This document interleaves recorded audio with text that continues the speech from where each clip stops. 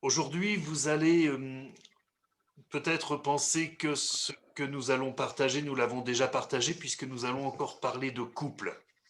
Vous allez dire, il a que ça à prêcher, le frère. Non, non, rassurez-vous, rassurez-vous. Si vous êtes fidèle à nos réunions, vous savez que j'ai pas que ça à prêcher. Et dans les histoires de famille, je serais volontiers passé sur cet épisode et sur ce retour à ce que doit être le couple selon Dieu. Mais je me suis placé devant Dieu et il m'a semblé important de rappeler ces choses et peut-être de les approfondir encore. Alors nous allons entrer dans la méditation de ce que nous avons prévu pour ce matin sur les couples dans les histoires de famille. En introduction à cette étude sur les histoires de famille, on a posé deux questions. Les familles sans problème sont-elles normales? C'est bizarre comme question, hein? Existe-t-il des vies sans blessure? Et en introduction à ce que nous allons partager ce matin, nous allons lire dans Genèse au chapitre 2, au verset 18. C'est là que tout commence pour les couples. L'Éternel Dieu dit, il n'est pas bon que l'homme soit seul, je lui ferai une aide semblable à lui. Et la fin du verset 24 nous dit, c'est pourquoi l'homme quittera son père et sa mère et s'attachera à sa femme, ils deviendront une seule chair. L'homme ne sera plus seul désormais. L'homme, l'être humain, marchera en couple. Il marchera par deux. Le couple est le remède à la solitude, le remède que Dieu a voulu. Il y a dans cette pensée de Dieu, la pensée d'une entraide mutuelle, d'un soutien que les époux se doivent. Malheureusement, ce qui a été prévu comme une bénédiction de Dieu peut devenir une situation de souffrance. À partir du moment où le péché s'en mêle, à partir du moment où on ne choisit pas les bonnes priorités, à partir du moment où on ne se soumet pas à la volonté de Dieu. Nous avons évoqué, lors de notre première étude sur les histoires de famille, les souffrances qu'il y avait entre Abraham et Sarah. Il y avait des tensions, il y avait des choses qui s'étaient passées dans leur couple qui avaient laissé des traces. Nous pouvons parler de la situation de souffrance d'Adam et Ève après la chute. Et puis, nous sommes entourés de couples, y compris au milieu de nous, qui sont en souffrance et qui parfois même sont en échec. Mais c'est au travers de ce prisme de la souffrance que je voudrais que nous abordions ces choses. Parce que quand nous parlons de souffrance, nous ne sommes pas dans le jugement.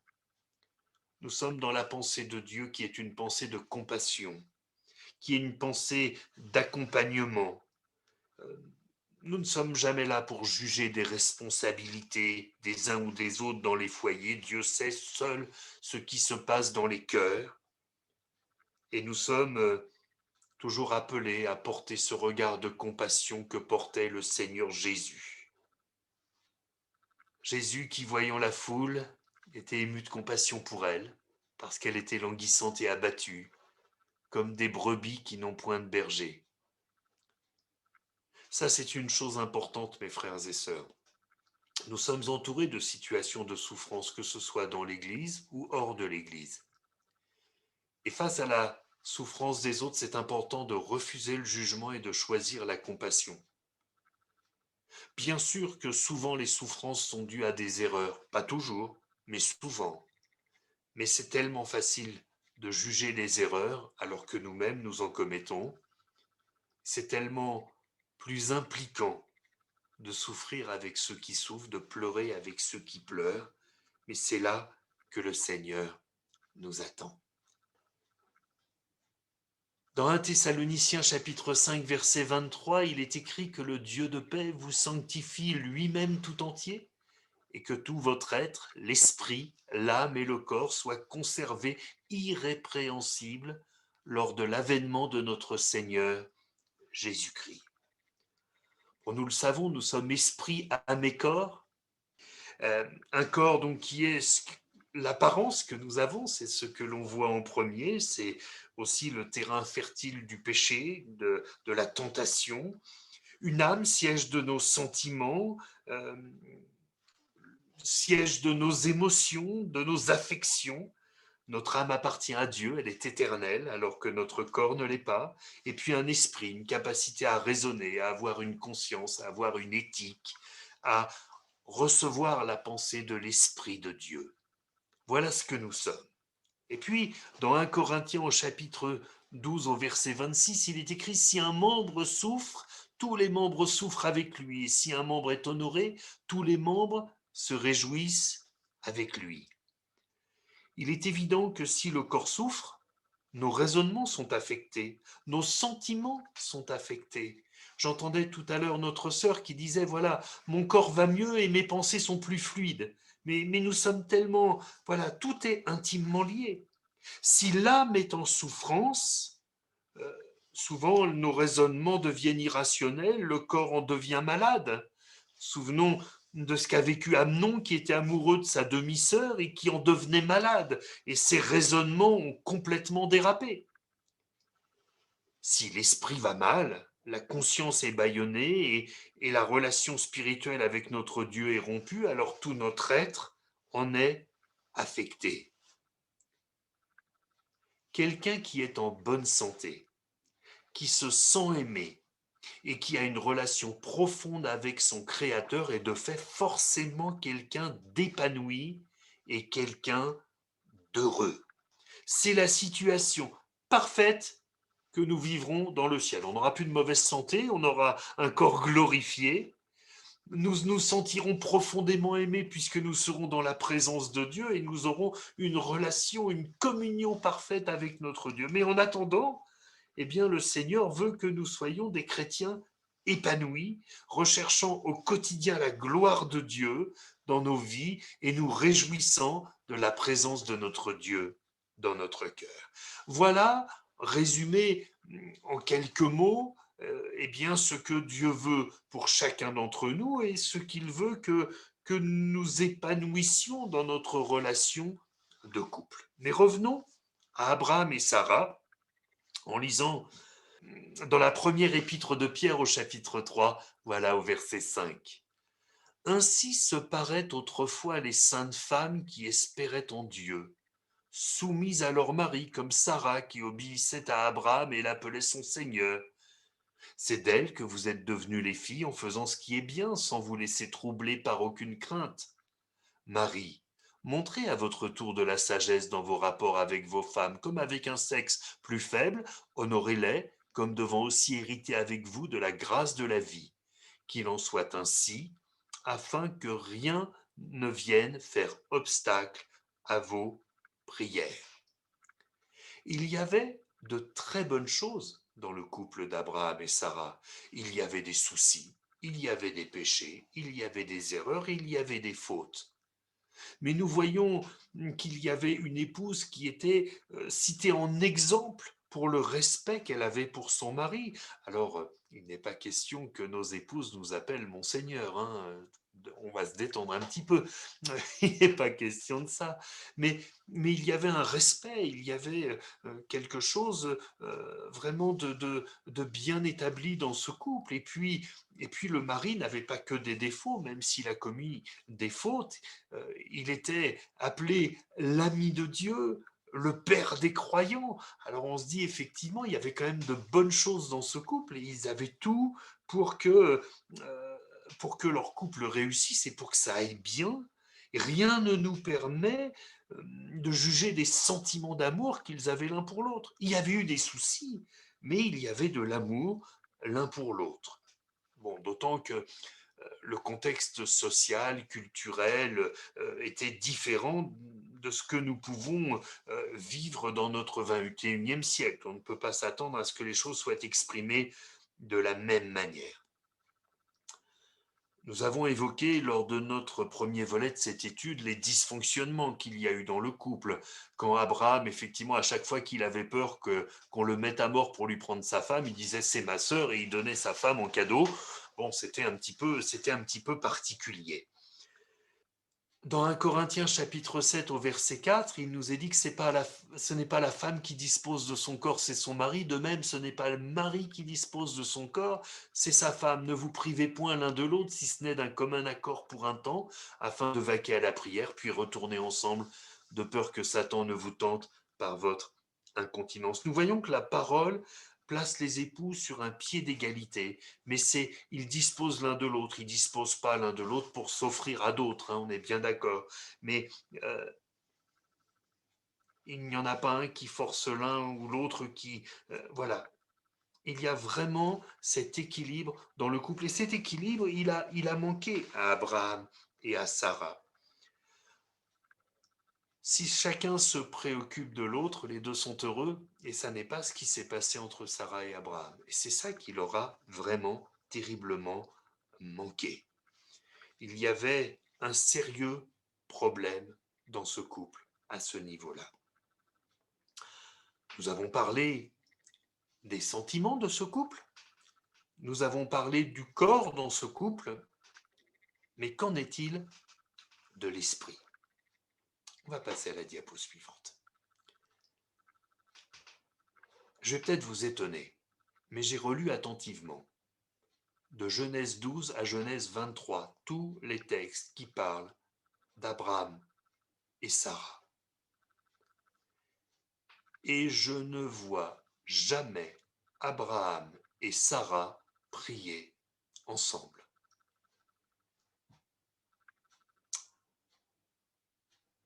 C'est bien d'avoir de grands sentiments l'un pour l'autre, c'est bien d'avoir une intimité qui fonctionne, mais si on n'a pas de vie de prière dans le couple, on est en danger, mes frères et sœurs.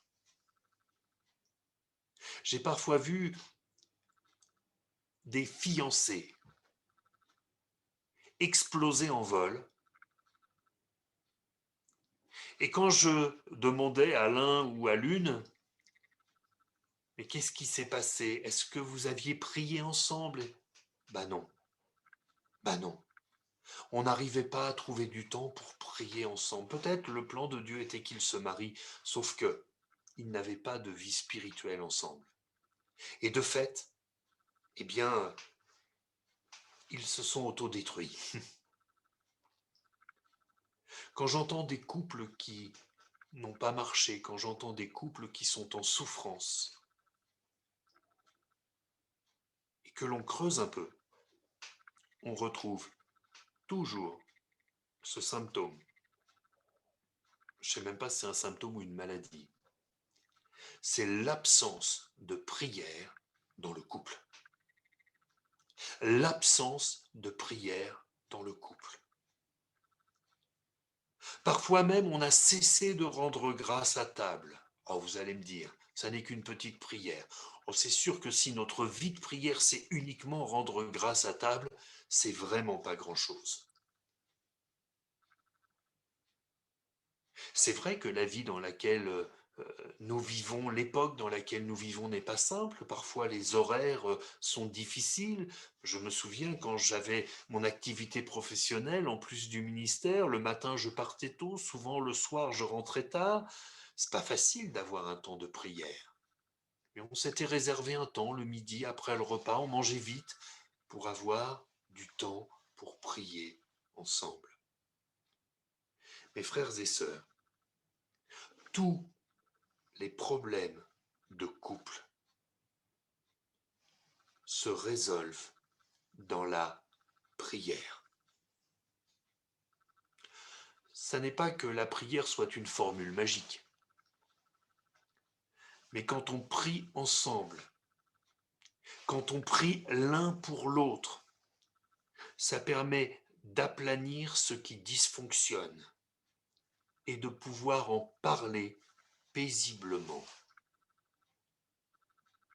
Si effectivement, quand on a un souci, on n'arrive pas à en parler, on n'arrive pas à le régler.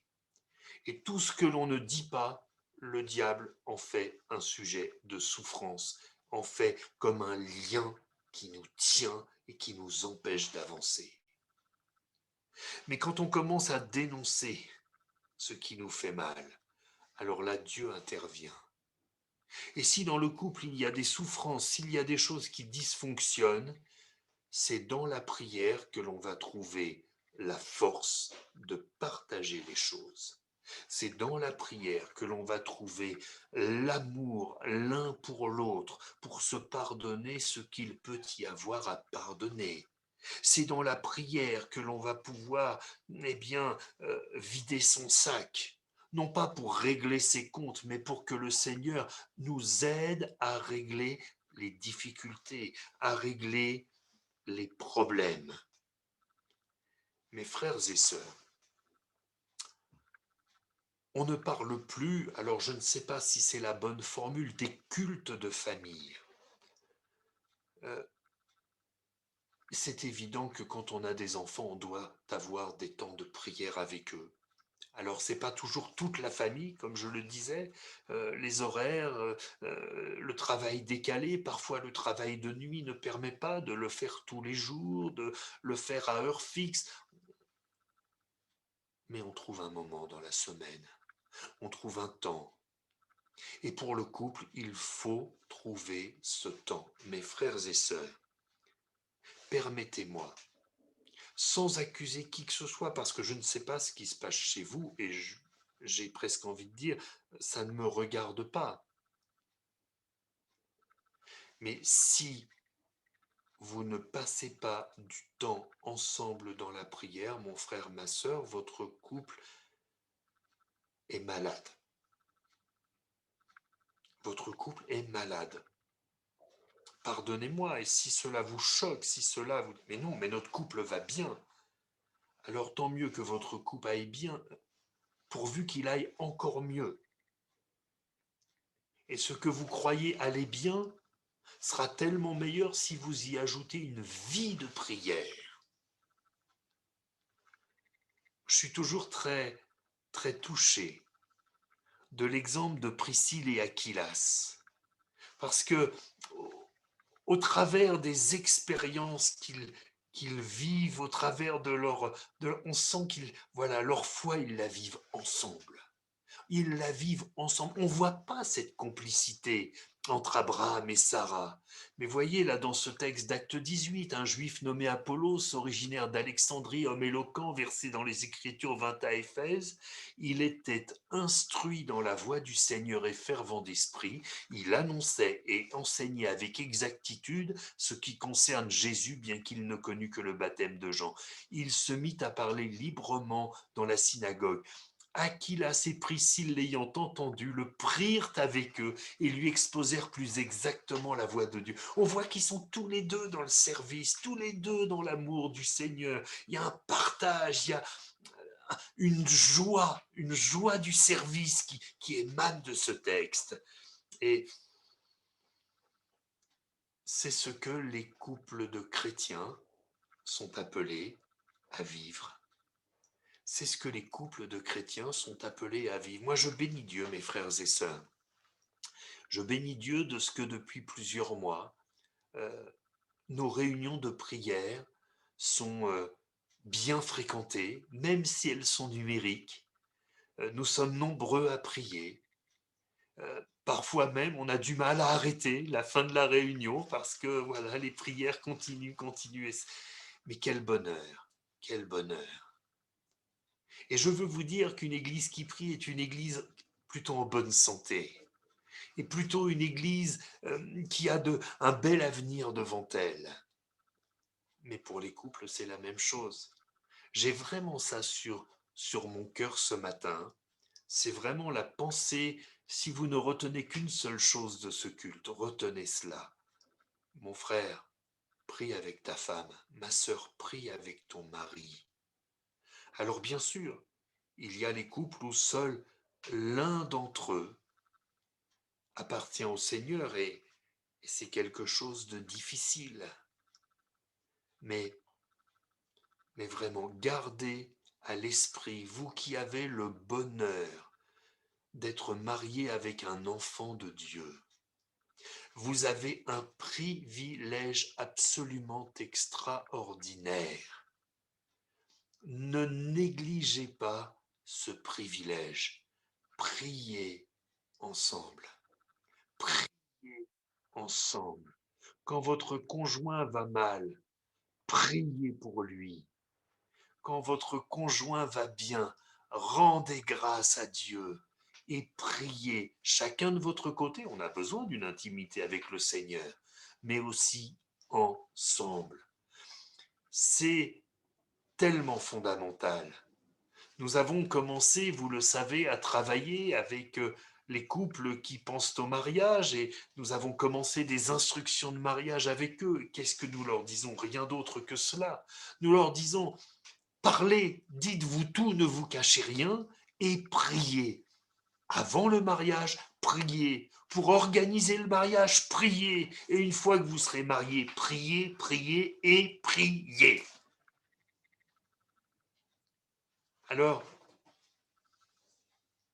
vous me direz, c'est tellement simple. Ça va pas tout régler comme ça. Non, ça va peut-être pas tout régler comme ça. Mais ne rien faire, ça ne va rien régler du tout. La foi ne s'exprime pas quand tout va bien. La foi s'exprime quand on est en difficulté et qu'on accepte de tout confier au Seigneur. Alors mes frères et sœurs, nous allons prier ensemble. Nous allons prier ensemble pour que le Seigneur rétablisse la prière dans votre couple. Nous allons prier aussi pour ceux qui ne peuvent pas parce que soit ils sont seuls, certains sont veufs, certains sont divorcés. Et le but, ça n'est pas de donner de la culpabilité à ceux qui ont été en échec.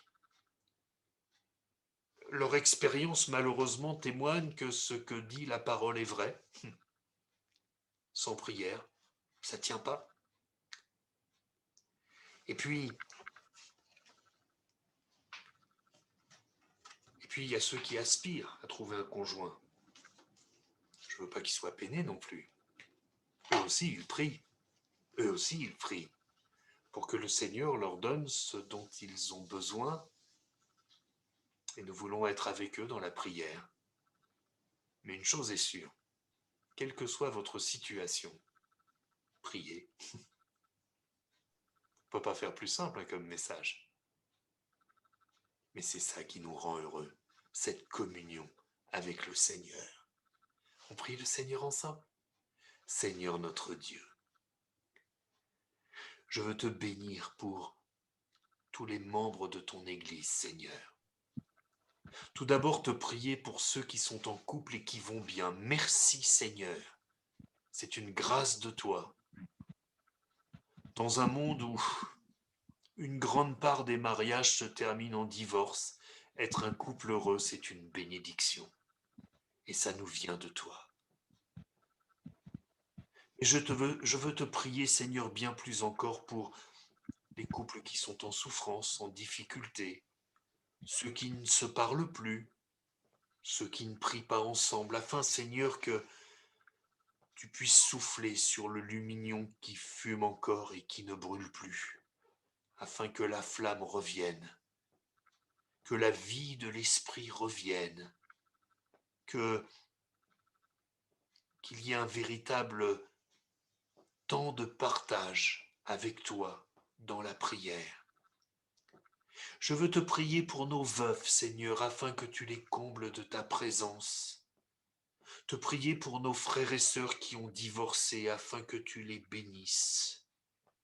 Et Seigneur, que tu les aides dans leur lutte de chaque jour. Te prier pour ceux de nos frères et sœurs qui aspirent au mariage.